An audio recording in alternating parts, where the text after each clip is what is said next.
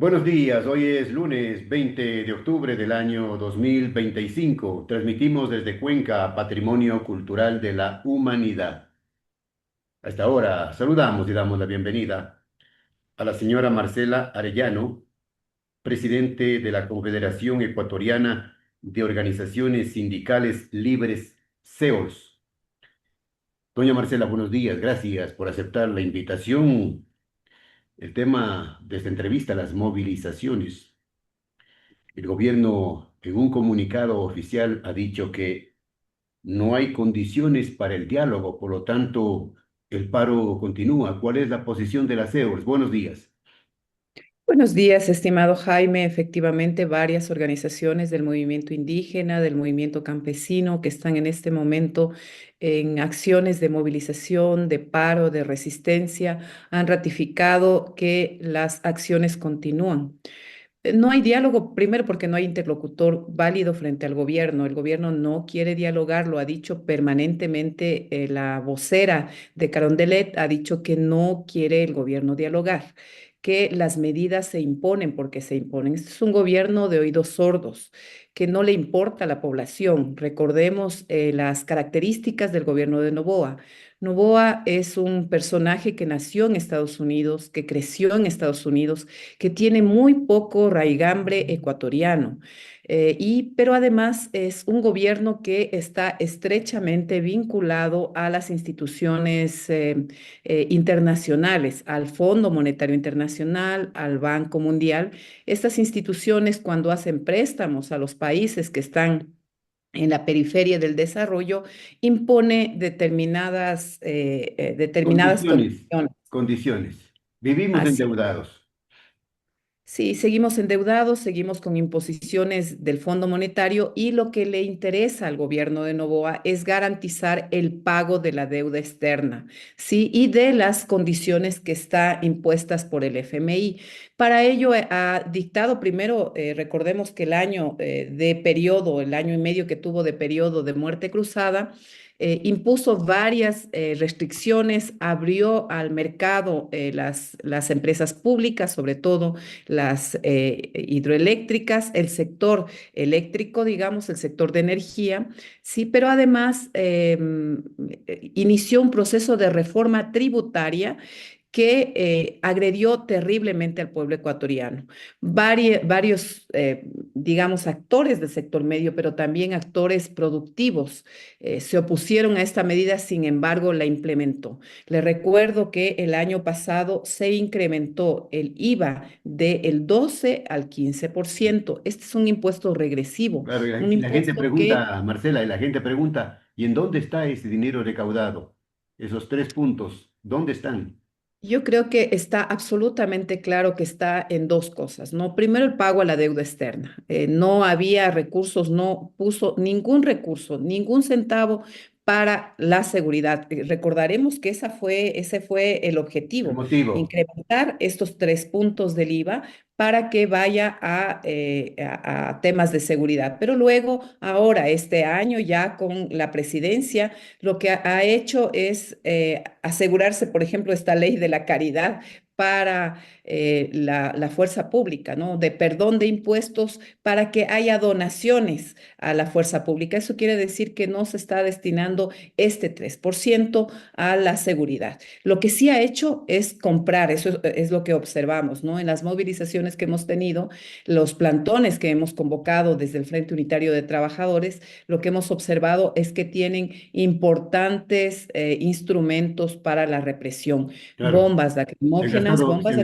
recién compradas. se han gastado millones de dólares, informa el propio gobierno, las propias fuentes oficiales que se han invertido, entre comillas, invertido millones de dólares, se ha gastado en bombas lacrimógenas, pero no hay en los hospitales paracetamol.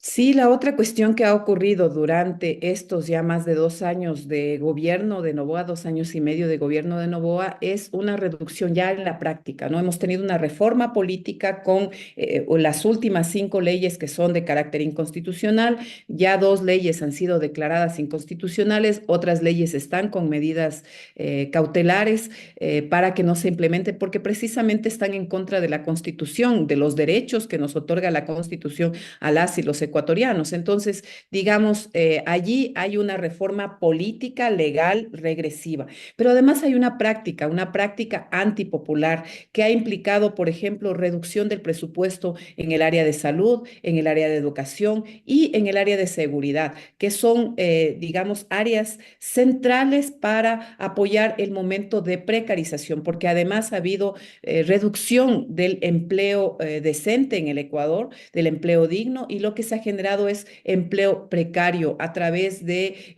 recordaremos que en el año de la pandemia se impulsó una ley de apoyo humanitario, la mal llamada ley de apoyo humanitario, en donde se establecía contratos absolutamente precarios, ¿no?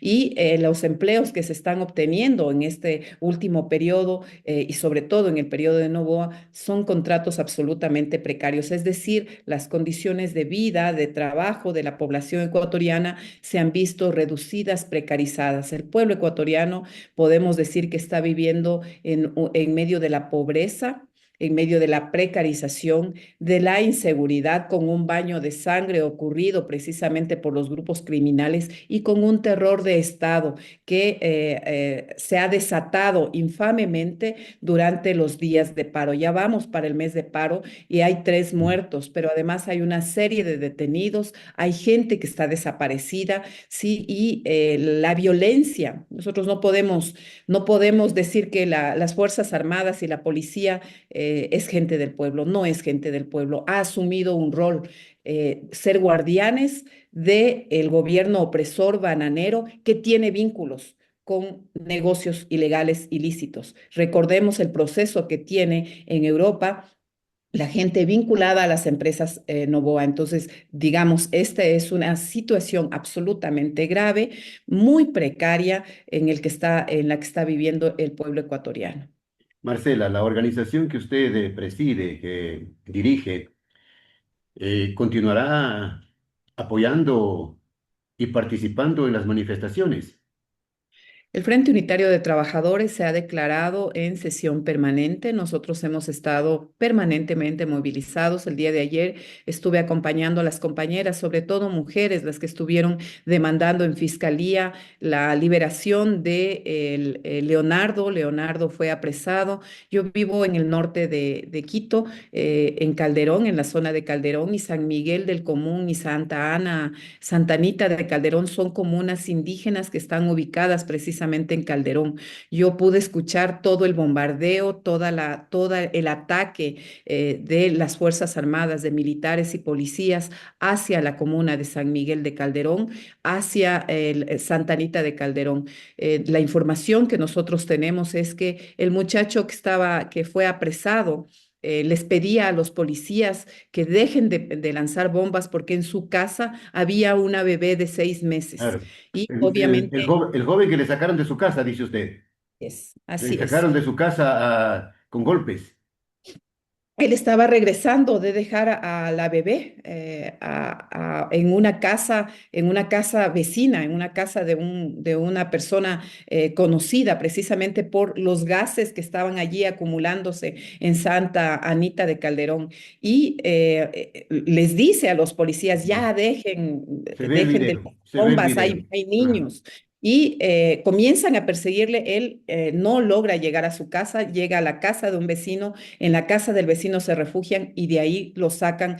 Realmente son perros de Novoa, ¿no? Los militares y policías están cumpliendo el rol de guardianes del FMI, no de pueblo ecuatoriano, ¿no? Y precisamente cuando mandan a las manifestaciones, les ponen adelante a los chiliquinga, a los apellidos indígenas, gente pequeña, y ellos son los que inician la agresión. Detrás están los Robocops, esa gente grandota que ya es gente blanca y gente que se ha convertido, digamos, en guardianes del FMI, en guardianes de Novoa. Palo si participas en la protesta y palo si no participas también. Sí, fíjese en que este joven no estaba participando. Sí, hay gente que ha sido herida por los balines de goma, hay gente que ha sido herida por las bombas lacrimógenas, que está caminando en la calle. Realmente es un tema de agresión. Yo tengo los cariños aquí de la policía, de los empujones, de los puñetazos que tengo en el brazo por la movilización del miércoles pasado. Realmente es un tema de agresividad a mujeres, niños, no les importa, es gente miserable, es gente que no merece la compasión del pueblo, ¿no? No se conoce, Marcela, el número de detenidos oficialmente, no se conoce, se especula que hay un número X de detenidos, se han dado nombres, ¿no? Los 12 de Otavalo, por ejemplo, pero no sabemos exactamente cuántos detenidos hay, se habla también de personas desaparecidas y ya sabemos que hay, lógicamente, los muertos oficiales, al menos tres, ¿no? Más dos niños que decían que también murieron asfixiados por las bombas lacrimógenas. Efectivamente, no conocemos porque el gobierno nacional no da información. Estamos ahorita en momentos de casi dictadura, ¿no? Esto ocurría en los años 70 con la dictadura militar. Precisamente ahorita estamos cumpliendo 48 años de la masacre de Astra. El 18 de octubre cumplimos esos 48 años y fueron asimismo miserables de las Fuerzas Armadas, de la policía, al mando de Jarrín Cagüeñas, quienes ordenaron el desalojo y el Fausto, asesinato Fausto de Jarín, Cahuéñez. Fausto Jarrín Cagüeñas, efectivamente, ¿no? Estos fueron los que ordenaron el asesinato de compañeros sindicalistas, trabajadores que reclamaban que no se les quite la indexación entre el incremento de el precio del azúcar y el incremento salarial, ¿no? Eso es lo que ha ocurrido en el país permanentemente. El 15 de noviembre nos relata esos hechos, el 15 de noviembre de 1922, el 18 de octubre de 1977 también nos relata ese hecho. Es el pueblo levantado defendiendo sus derechos, denunciando la precarización de la vida, el hambre en el que nos encontramos y ahora está ocurriendo lo mismo. Antes nos decían vándalos, antes nos decían gente, delincuentes, ahora nos dicen terroristas, ahora nos dicen que estamos vinculados con el narco. Cuando la gente se levanta es porque no, porque tiene hambre, porque no tiene recursos económicos y no tiene otra salida que la movilización y la lucha. Mm. El panorama no es nada bueno, lamentablemente no. Nosotros no compartimos el tema de la violencia, venga de donde venga, porque la violencia no conduce a nada bueno, no nos lleva a la paz. El diálogo sí, el diálogo entre gente civilizada que sabe escuchar, que sabe entender las posturas y sabe llegar a consensos en beneficio o en aras de la paz. En este escenario de no diálogo, estimado Jaime, de violencia a las organizaciones sociales, de violencia a la CONAIE, a la FENOCIN, a las organizaciones de base, al pueblo indígena, pero también al pueblo trabajador. La ministra de Trabajo en julio de este año implementó el decreto 082. ¿Qué implica este decreto? ¿No? Es una metida de mano absurda desde el Ministerio de Trabajo, desde el Estado, a las organizaciones sindicales. Eso es un hecho absolutamente grave.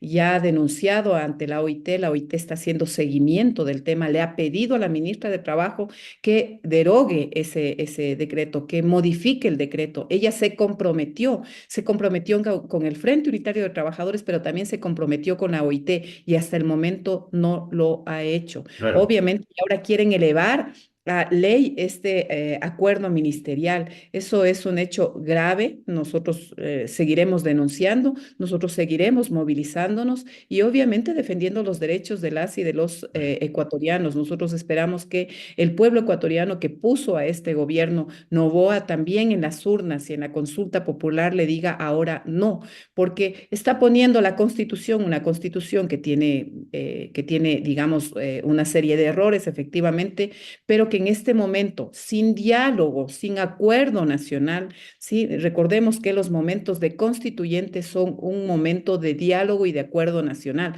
pero si tenemos un gobierno, sí que tiene oídos sordos a la población, que no le gusta dialogar, no vamos a tener espacio de diálogo en la constituyente. Por Claro, lo tanto, hay que decirle y hay que detenerle a este gobierno miserable y decirle que no en la consulta popular. claro. Nosotros no nos hemos Hay inscrito, que, pues, organización sindical, hay que esperar el pero pronunciamiento, hay que obviamente esperar, Marcela, el pronunciamiento del pueblo, ¿no? Sobre el tema de la consulta. A ver si dice esperamos que lo sí o si haga. dice no. Y si dice sí, habrá que esperar quiénes van a integrar esa asamblea constituyente. Seguramente llegará gente indeseable, gente con pasado judicial inclusive, vestidos de políticos, de servidores, y lógicamente habremos retrocedido. Efectivamente, llegará gente ignorante como la que tenemos ahorita, que dicen que el agua sale del grifo, gente que está vinculada con procesos de corrupción porque cobraban, porque eran diezmeros, que han puesto a toda la familia allí, que no debaten, que no discuten, que las leyes han salido incluso con horrores ortográficos, con falta de sintaxis, sin unidad de materia, porque obviamente no les interesa, están en el poder, ostentan el poder, entonces es gente que no quiere el bien del país, que Claro. está fluctuando Los, de su puesto con sus negociados, etcétera, ¿no? Luego se descubrirá todos los entramados que está ocurriendo en la Asamblea Nacional, cómo se vendieron, cómo se cambiaron de camiseta, qué recibieron a cambio. Eso se sabe a lo largo del tiempo, ¿no? Recordemos todos los procesos que está viviendo ahorita mismo Moreno, la gente de Correa. Si todo eso luego con el tiempo se va evidenciando y develando. Y esperemos que el pueblo ecuatoriano esté consciente de lo que está implicando esta reforma política regresiva de derechos que le quita el dinero al bolsillo del pueblo ecuatoriano, que no ha permitido, por ejemplo, que los salarios se incrementen. Ahora tenemos una brecha más grande porque el incremento del precio del diésel, el incremento del precio de la gasolina, de los combustibles, ha implicado un incremento de la canasta básica familiar que ahorita se ubica sobre los $850, mientras que el salario sigue congelado en $470 y que los bueno, servicios ya públicos se, desde hace 10 años no tienen incremento salarial. ya se discute, no, entre comillas, se discute o se empieza a discutir el tema del incremento salarial.